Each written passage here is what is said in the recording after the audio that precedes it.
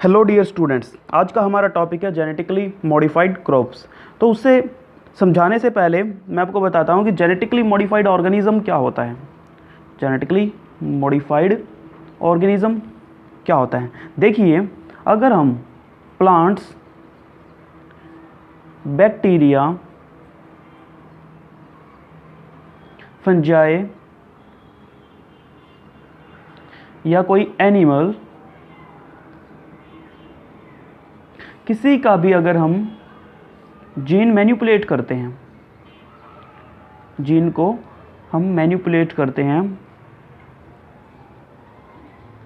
यानी कि उसके अंदर कोई चेंज हम करते हैं अपनी इच्छा से, मतलब कि यू कैन से deliberately.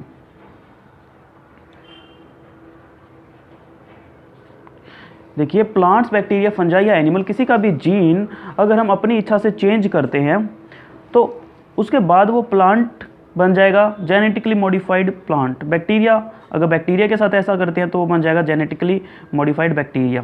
Similarly genetically modified fungi और you can say genetically modified animal.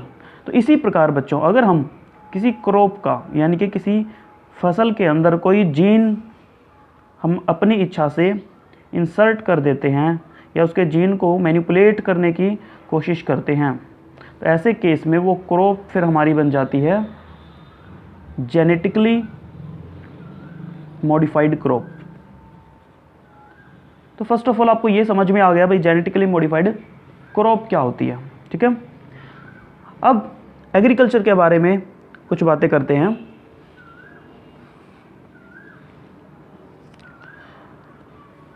देखिए बच्चों, एग्रीकल्चर के अंदर हम 3 ऑप्शंस की बात करते हैं। पहले पुराने ज़माने में जो लोग खेती करते थे वो करते थे ऑर्गेनिक एग्रीकल्चर। ऑर्गेनिक एग्रीकल्चर, भाई ऑर्गेनिक एग्रीकल्चर में क्या होता था? ऑर्गेनिक एग्रीकल्चर के केस में देसी खाद को यूज़ किया जाता था और कोई भी बाहरी केमिकल को यूज़ नहीं किया जाता था। सिंपल जो घरेलू तरीके होते थे उनसे खेती की जाती थी। बाहर का कोई केमिकल, कोई स्प्रे वगैरह यूज़ नहीं किया जाता था। इस तरीके से खेती की जाती थी, तो इसको बोलते थे हम ऑर्गेनिक एग्रीकल्चर।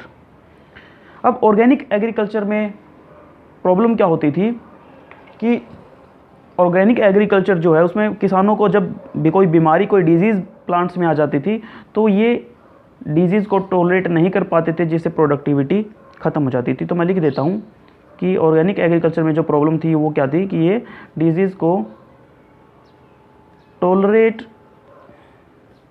नहीं कर पाते थे, जिसकी वजह से क्या होता था, प्रोडक्टिविटी डिक्रीज हो जाती थी, मतलब कि उतनी पैदावार नहीं मिल पाती थी। ये एक ऑप्शन हुआ एग्रीकल्चर का।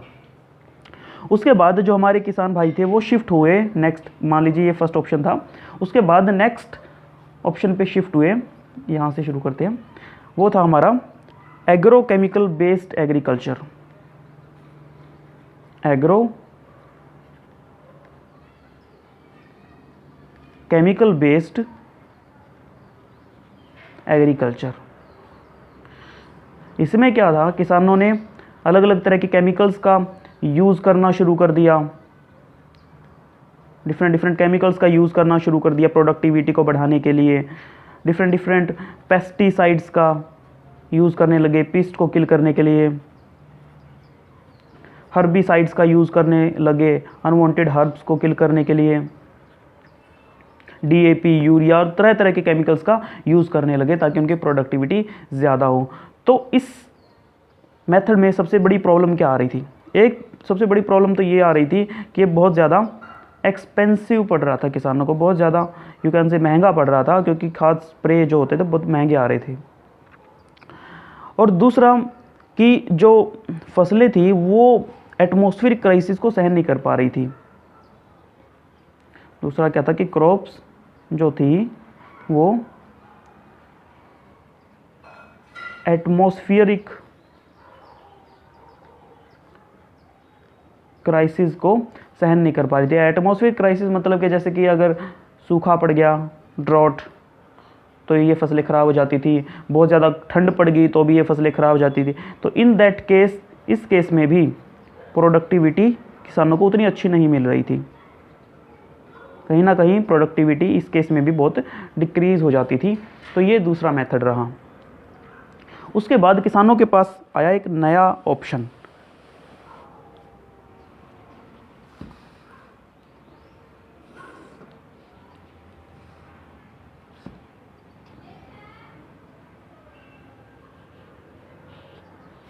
देखिए, then our farmers started GM based और you can say GM crops, genetically modified crops based agriculture,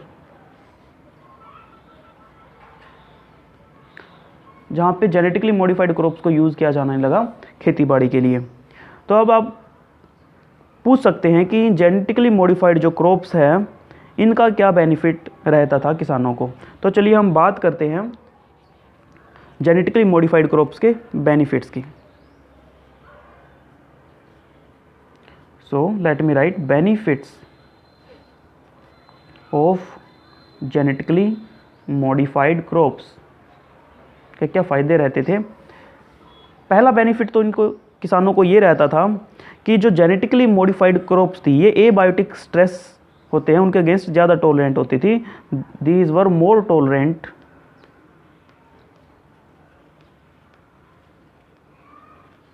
for abiotic stresses.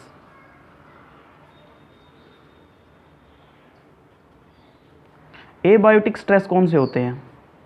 Abiotic stress का मतलब जैसे कि वही कोल्ड यानी कि बहुत ठंड होना, या ड्रॉट सूखा पड़ना, या बहुत ज़्यादा ह्यूमिडिटी होना, इस तरह की जो कंडीशंस होती है, दीज आर एटमॉस्फेरिक क्राइसिस और यू कैन से एबायोटिक स्ट्रेसेस। तो ये जो GM क्रॉप्स थी ये इनको ज़्यादा सहन कर सकती थी, ये ज़्यादा टॉलरेंट थी। सेकंड इनका क्या बेनिफिट रहता था कि इनकी वजह से केमिकल के ऊपर जो डिपेंडेंस थी वो किसानों की कम हो गई। केमिकल पेस्टिसाइड्स के ऊपर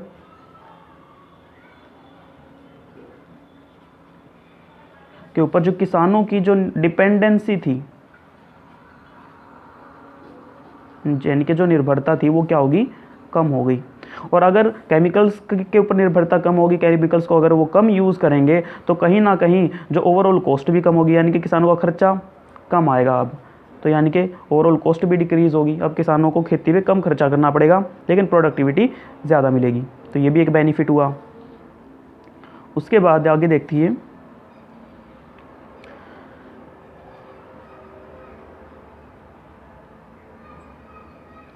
जो GM क्रॉप्स थी उनकी मिनरल एब्जॉर्ब करने की जो पावर थी वो ज़्यादा थी। सो GM क्रॉप्स की जो लेट मी राइट हाई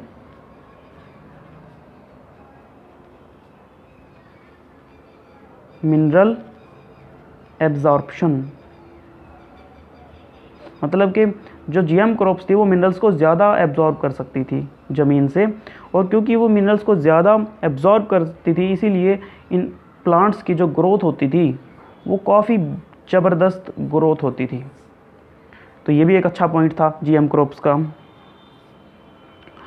उसके बाद इनके अंदर न्यूट्रिशनल वैल्यू नॉर्मल जो प्लांट्स या नॉर्मल जो क्रॉप्स होती थी उनसे कहीं ज़्यादा होती थी। तो यू कैन से एनहेंस्ड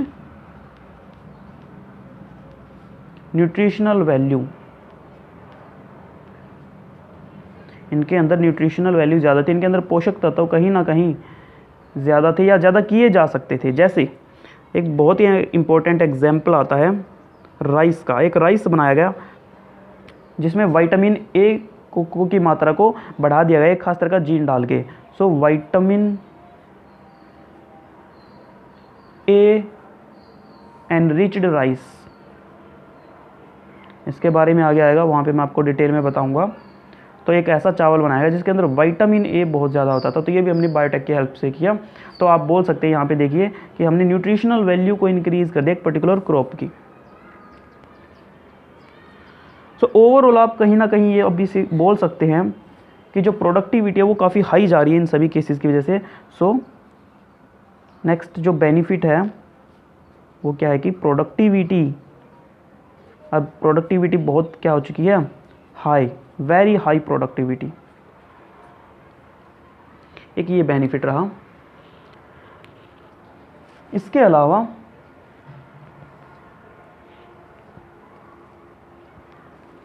क्योंकि केमिकल्स का यूज़ कम किया जा रहा है और केमिकल्स का यूज़ कम होगा तो ऑब्वियसली सी बात है भाई, सॉइल के अंदर अगर केमिकल कम जाएंगे तो सॉइल पोल्यूशन कम होगा, और सॉइल पोल्यूशन अगर कम होगा तो सॉइल के अंदर जो माइक्रोब्स है वो ज़्यादा सेफ रहेंगे और मिट्टी की जो उपजाऊ शक्ति है, उसकी जो फर्टिलिटी है वो ज़्यादा रहेगी। तो आप बोल सकते हैं कि इस मेथड से क्या हुआ, reduced soil pollution.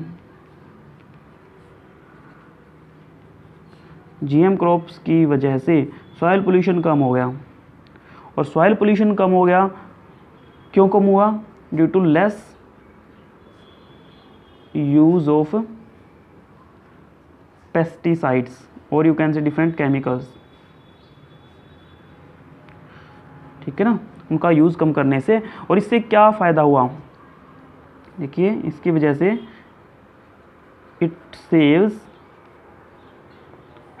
Soil microbiota, soil microbiota, यानी कि मिट्टी के अंदर जो माइक्रोब्स होते थे वो अब काफ़ी हद तक बचे रहते थे। सॉइल के अंदर जो माइक्रोब्स हैं वो बचे रहते हैं, सॉइल का जो माइक्रोबायोटा है वो बचा रहता है, और अगर सॉइल के अंदर माइक्रोब्स बचे रहेंगे तो सॉइल की जो फर्टिलिटी होगी वो इम्प्रूव रहेगी। So it improve